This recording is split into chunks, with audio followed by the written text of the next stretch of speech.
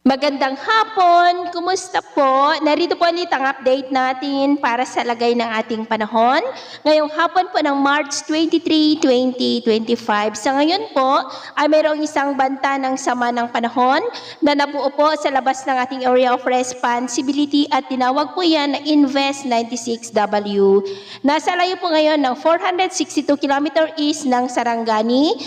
At mababa pa naman ang tsansa niya na maging bagyo sa susunod na mga araw. Base po yan sa ipinapakita ng wind map.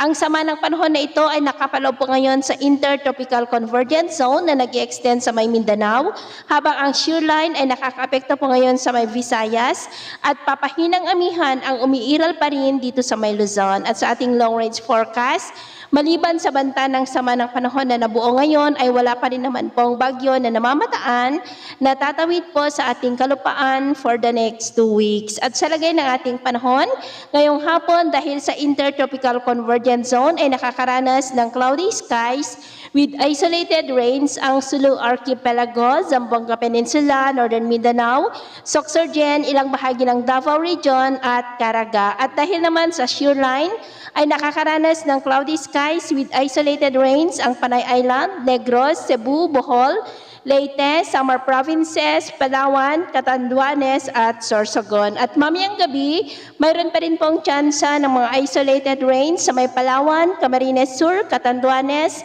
Sorsogon, ilang bahagi ng Masbate, Northern Samar, Leyte, Bohol, Cebu, Negros, Sorsogon, Northern Mindanao, Zamboanga Peninsula at Sulu Archipelago. At yun naman po mga baybayin, dahil po sa shear line ay maalon ngayon sa mga baybayin ng Northern Seaboard ng Camarines Provinces, silangang baybayin ng Catanduanes at Sorsogon, maging po sa mga seaboard ng Northern Samar at Eastern Samar, na ang mga alon dyan ay posible po na aabot hanggang sa 2 to 3 meters height. Kaya hanggat maaari, ay iwasan na po muna natin ang papalaot dyan sa mga may kulay pula para po mas makaiwas sa mga sakunang pangkaragatan. So, yun po ang latest update natin sa araw na ito. At ako po muli si James na nagsasabing, sakay na ng pagsubok po na darating sa ating buhay, huwag na huwag po tayong mawawalan ng pag-asa. Thank you and God bless!